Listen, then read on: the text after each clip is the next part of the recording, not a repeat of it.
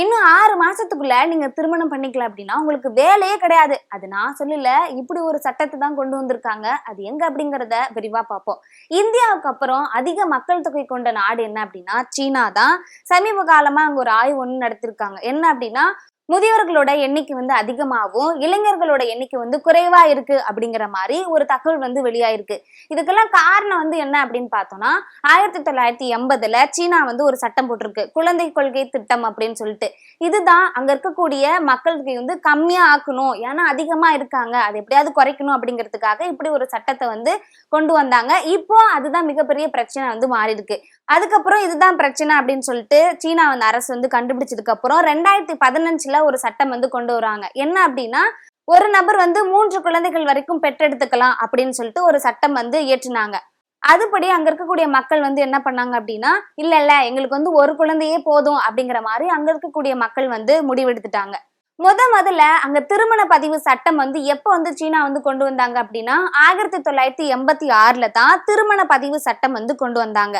அங்க இருக்கக்கூடிய மக்கள் தொகையும் அதிகம். ஆனா அங்க இருக்கக்கூடிய மக்கள் வந்து 2023ல 60 லட்சம் மக்கள் மட்டும்தான் திருமண பதிவு செஞ்சிருக்கிறதா இன்னொரு ஆய்வு வந்து எடுத்திருக்காங்க. இது கடந்த ஆண்டோட, அதாவது 2024ஓட கம்பேர் பண்ணும்போது 20.5% வந்து கம்மியான ஒண்ணுதான் அப்படிங்கிற மாதிரி சொல்றாங்க. சரி, எப்படி வந்து மக்கள் தொகையை வந்து அதிகப்படுத்தலாம் அப்படிங்கிறதுக்காக கவர்மெண்ட்ல இருந்து அவங்களே ஒரு சட்டத்தை வந்து ஏற்றிருக்காங்க. அதன்படி அங்க இருக்கக்கூடிய திருமண வயது வந்து கம்மிப்படுத்தணும் அப்படின்னா ஈஸியா வந்து திருமணம் பண்ணிக்குவாங்க. அதுபடி மக்கள் தொகையும் கூடிய விரைவில் வந்து அதிகமாகும் அப்படிங்கிறதுக்காக அங்க இருக்கக்கூடிய ஆண்களுக்கு வந்து முன்னாடி 22 வயசு திருமண வயதா இருந்தது, பெண்களுக்கு வந்து 20 வயசு திருமண வயசா இருந்தது. அதை வந்து 18 வந்து குறைச்சிருக்காங்க. முதல் சட்டமா இதை வந்து அறிவிச்சிருக்காங்க. இதெல்லாம் ஒரு படிக்கு மேல வந்து தனியார் கம்பெனில இன்னொரு விஷயம் வந்து கவர்மெண்ட்டுக்கு சப்போர்ட் பண்ற விதமா அவங்களே வந்து ஏற்றிருக்காங்க. என்ன அப்படின்னா எங்க கம்பெனில வந்து வேலை செய்யக்கூடிய மக்கள் வந்து இன்னும் 6 மாத காலத்துக்குள்ள நீங்க திருமணம் செஞ்சுக்கல அப்படின்னா எங்க கம்பெனில உங்களுக்கு வேலை கிடையாதுப்பா அப்படிங்கிற மாதிரி இன்னொரு விஷயத்தையும் சொல்லியிருக்காங்க. அதன்படி பார்த்தோம் அப்படின்னா செப்டம்பருக்குள்ள வந்து அவங்க திருமணம் செஞ்சுக்கணும். இந்த ஒரு நோட்டிபிகேஷனை கிட்டத்தட்ட 28 வயசுல இருந்து 58 வயது வரைக்கும் இருக்கக்கூடிய அங்க இருக்கக்கூடிய மக்களுக்கு வந்து 1600 பேருக்கு வந்து இந்த லெட்டர் வந்து அனுப்பியிருக்காங்க. அதன்படி என்ன பண்ணணும் அப்படின்னா நீங்க மார்ச் மாதத்துக்குள்ள வந்து திருமணம் செஞ்சுக்கல அப்படின்னா சுய விருப்பம் கடிதம் வந்து முதல்ல அனுப்புவோம். இல்ல அப்படின்னா ஜூன் இறுதிக்குள்ள வந்து நீங்க திருமணம் செஞ்சுக்கல அப்படின்னா உங்களுக்கு நோட்டிபிகேஷன் அனுப்புவோம். அதாவது நீங்க இன்னும் திருமணம் செஞ்சுக்கொள்ள அப்படின்னு சொல்லிட்டு ஒரு அலர்ட் கொடுப்போம் இல்லையா, அந்த மாதிரி அனுப்புவோம். செப்டம்பருக்குள்ள வந்து நீங்க திருமணமே செஞ்சுக்கல அப்படின்னா கண்டிப்பா உங்களுக்கு வந்து இங்க கம்பெனில வேலையே கிடையாது, நீங்க வந்து கிளம்பி போயிட்டே இருக்கலாம் அப்படிங்கிற மாதிரி ஒரு அதிரடியான தகவல் தான் இங்க வந்து ஏற்றிருக்காங்க.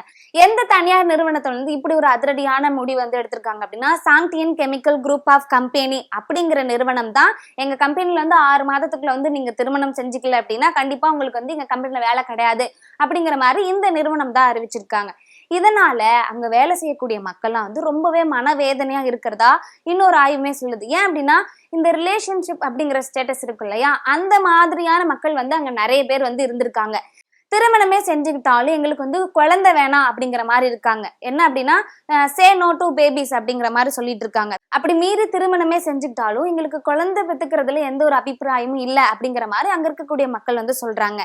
இதனால இந்த ரிலேஷன்ஷிப் அப்படிங்கிற ஸ்டேட்டஸ்ல இருக்கக்கூடிய மக்கள் வந்து ரொம்ப வந்து மனவேதனை இருக்காங்க. இப்படி சுதந்திர நாட்டுல இருக்கக்கூடிய மக்கள் வந்து ஒரு சுதந்திரமா திருமணம் செஞ்சுக்காம கூட இருக்க முடியாதா எங்களால அப்படின்னு சொல்லிட்டு மக்கள் வந்து ரொம்பவே வேதனையா இருக்காங்க. இப்படி சீனாவுல மக்கள் தொகையை வந்து அதிகப்படுத்தணும் அப்படிங்கிறதுக்காக கவர்மெண்ட்ல இருந்து அதிரடியான சட்டத்தை அவங்களே வந்து கொண்டு வந்துட்டாங்க. இதுவே இந்தியாவுல இப்படி ஒரு சட்டம் வந்து கொண்டு வந்திருந்தாங்கன்னா எப்படி இருக்கும் அப்படின்னு சொல்லிட்டு மறக்காம நீங்க கமெண்ட் பண்ணுங்க.